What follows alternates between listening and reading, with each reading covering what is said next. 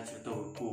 Jadi di cerita buku ko Ambo nio membahas review buku tentang Minangkabau dan hal-hal yang terkait dengan Minangkabau.